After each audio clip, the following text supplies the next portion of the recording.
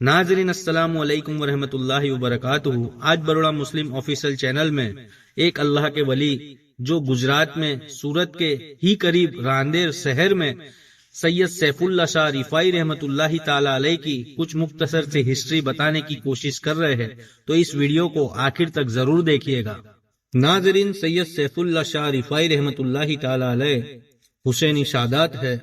اور سیدنا احمد کبیر رفاعی رحمۃ اللہ تعالی علیہ کی اولاد میں سے ہے۔ ناظرین، حضرت سید سیف اللہ شاہ رفاعی رحمۃ اللہ تعالی علیہ عراق میں بصرہ میں مقیم تھے۔ وہیں سے بصارت پا کر آپ ہندوستان کے لیے روانہ ہوئے۔ بصرہ سے سندھ پہنچے، سندھ سے احمد آباد اور احمد آباد سے اونٹ پہ سوار ہو کر سورت شہر میں تشریف لائے۔ ناظرین، سید سیف اللہ شاہ رفاعی رحمۃ اللہ تعالی علیہ شہر سورت میں پہنچے تو سورت کے ایک شہر کا نام جو آج راندیر کے نام سے جانا جاتا ہے،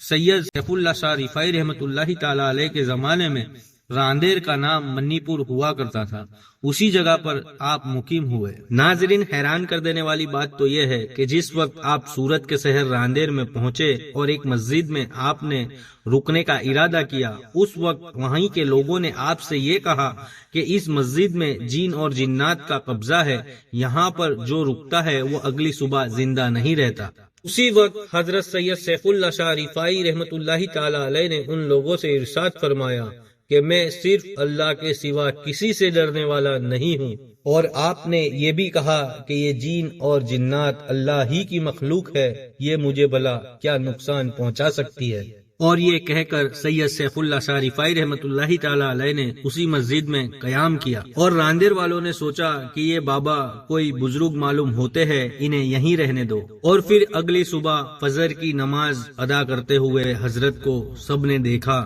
تو حیران سے ہو گئے، اور اسی واقعے کے بعد حضرت سید سیف اللہ شاہ رفاعی رحمۃ اللہ علیہ کی شہرت چاروں طرف پھیلنے لگی، اور پھر اسی کے بعد آپ کے پاس بڑی تعداد میں لوگ آنے لگے اور آپ سے فیض حاصل کرنے لگے، اور کئی لوگ آپ کی تعلیم سے اسلام میں داخل ہوئے۔ ناظرین، اسی کے بعد ہوا ایسا کہ ایک راندیر کے امیر شخص جن کا نام نگر سیٹھ ہوا کرتا تھا، انہی کی حویلی یعنی کوٹھی میں حضرت سید سیف اللہ شاہ رفاعی رحمۃ اللہ تعالی علیہ کو رہنے کے لیے ایک کمرہ دیا گیا، اور حضرت سید سیف اللہ شاہ رفاعی رحمۃ اللہ تعالی علیہ کو جس جگہ کوٹھی میں کمرہ دیا گیا تھا، اس جگہ پر ہزاروں کی تعداد میں لوگ آنے لگے، جس سے نگر سیٹھ کے کام کاج میں ڈسٹرب ہونے لگا۔ نگر سیٹھ نے یہ دیکھتے ہوئے حضرت سید سیف اللہ شاہ رفاعی رحمۃ اللہ تعالی علیہ کو یہ کہا کہ آپ اپنا ٹھکانہ کہیں اور کر لیجئے، تو حضرت سید سیف اللہ شاہ رفاعی رحمۃ اللہ تعالی علیہ نے نگر سیٹھ سے یہ کہا، اب تو لوگوں کو یہی پتا ہے کہ میں یہیں رہتا ہوں، تو آپ یہ کوٹھی مجھے بیچ دے۔ اور یہ سن کر نگر سیٹھ من ہی من میں ہنسنے لگا اور کہنے لگا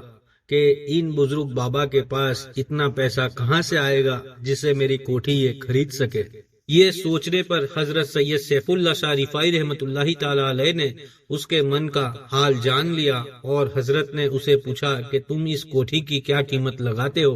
تو نگر سیٹھ نے کہا کہ اس سامنے جو مٹی کا ڈھیلا پڑا ہے اسی کے برابر مجھے سونا چاہیے، تو یہ مجھے مل جائے گا تو یہ کوٹھی آپ کی ہو جائے گی۔ یہ سن کر سید سیف اللہ شاہ رفاعی رحمۃ اللہ تعالی علیہ نے اس مٹی کے ڈھیر پر اپنی چادر ڈال دی اور 2 رکعت نماز ادا کی، اور نگر سیٹھ سے کہا کہ یہ چادر ہٹاؤ۔ جس وقت نگر سیٹھ نے وہ چادر ہٹائی تو وہ مٹی کا ڈھیلا سونے میں بدل گیا تھا۔ اللہ اکبر! یہ ہوتی ہے اللہ والوں کی شان، جو مٹی کو بھی چاہے تو سونا کر دے۔ یعنی حضرت سید سیف اللہ شاہ رفاعی رحمۃ اللہ تعالی علیہ نے یہ کوٹھی نگر سیٹھ سے خریدی ہوئی تھی۔ بہرحال آپ جب زیارت کے لیے جائیں گے تو آپ کو ایک بلند دروازہ نظر آئے گا، جس میں راجہ مہاراجاؤں کے زمانے کا ایک قدیمی لکڑے کا دروازہ آج بھی لگا ہوا ہے۔ ناظرین، حضرت سید سیف اللہ شاہ رفاعی رحمۃ اللہ تعالی علیہ نے اس کوٹھی کو اپنے عیش و آرام کے لیے نہیں بلکہ اللہ کے بندوں کے لیے خریدا تھا۔ یہیں سے ہی حضرت تعلیم و تربیت کا کام کرتے تھے اور دین کی خدمت کیا کرتے تھے، لیکن خود حضرت سید سیف اللہ شاہ رفاعی رحمۃ اللہ تعالی علیہ کی جب بات آتی تو آپ سوکھی روٹی ہی کھاتے اور فقیرانہ زندگی ہی گزارتے، کبھی بھی حضرت سید سیف اللہ شاہ رفاعی رحمۃ اللہ تعالی علیہ نے ایسو آرام والی زندگی نہیں گزاری۔ ناظرین، آپ جب مزار مبارک میں جاؤ گے تو آپ کو جو بیچ والی مزار شریف دیکھ رہی ہے وہ حضرت سید سیف اللہ شاہ رفاعی رحمۃ اللہ تعالی علیہ کی ہے، اور آجو باجو جو مزار ہے وہ آپ کے فرزند کی ہے، اور مزار شریف کے بالکل پیچھے کے بھاگ میں آپ ہی کے خاندان کے مزارات موجود ہیں۔ اسی مزار شریف میں ایک مزار پر